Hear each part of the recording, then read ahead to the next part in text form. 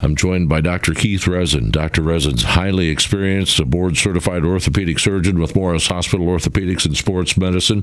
He treats patients with simple to complex orthopedic concerns and subspecializes in total knee and hip joint replacement. We're going to talk just general orthopedic care along with some knee and hip replacement surgery. And I guess we'll just start with the basics. What's the main reason someone seeks help from an orthopedic doctor?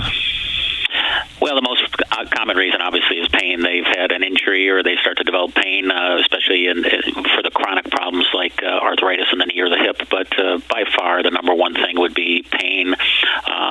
Some people have swelling or they have a deformity, but by far, the people are coming to see us because they have discomfort in some joint or area of their body. What conservative approaches are generally taken before it comes to surgery?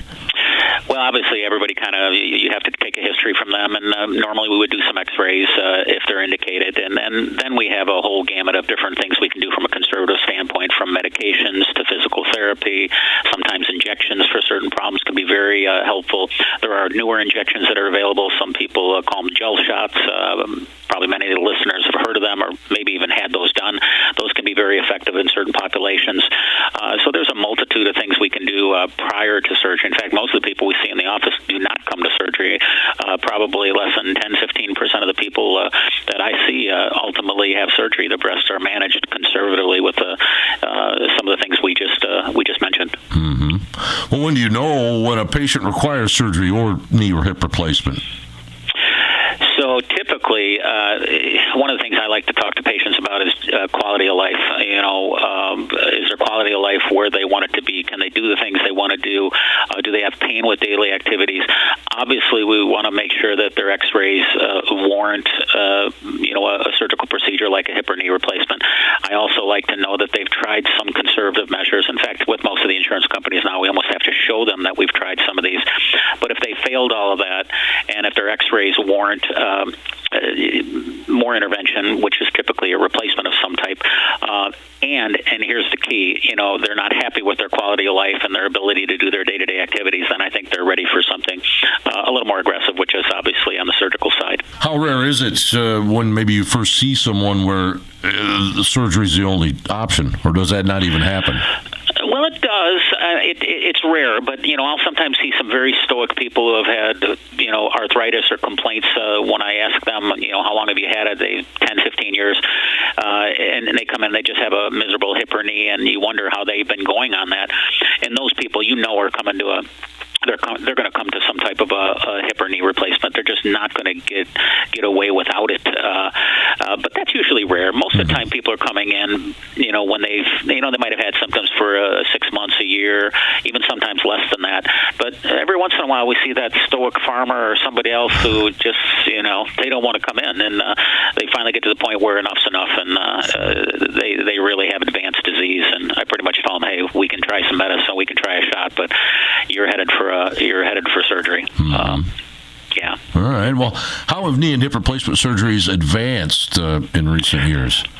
Oh, I think it's just the past 5 years. It's amazing what's occurred. It's been over 30 years I've been here in Morris now, and when I first started, people would stay, 4, 5, 6 days in the hospital after having a hip or knee replacement, and to the point now where I'm actually doing outpatient total hips and total knees on the right patient population, where they come into our surgery center, we operate, I do the case, they hang around for an hour and a half, we walk them, we put them through an extensive education process beforehand so they know what's coming, and it's worked out very, very well. Now, obviously, this is in the right patient population. There are some patients that still want to be done at the hospital, but even if they're done at the hospital, they spend one night at the hospital, and we're probably letting them go home the next day. We get people up and walking almost immediately. They can usually be full weight bearing from day one. They can progress as quick as they want in some regards. So it's amazing how much faster we've gotten in regards to the rehabilitation side of it. It's the point now where most people, I see them 2 weeks and 6 weeks after surgery, and I would say the vast majority, and I'm talking over 90-95% of the people I see at their 6-week visit, I pretty much tell them, hey, do whatever you want to do, listen to your body.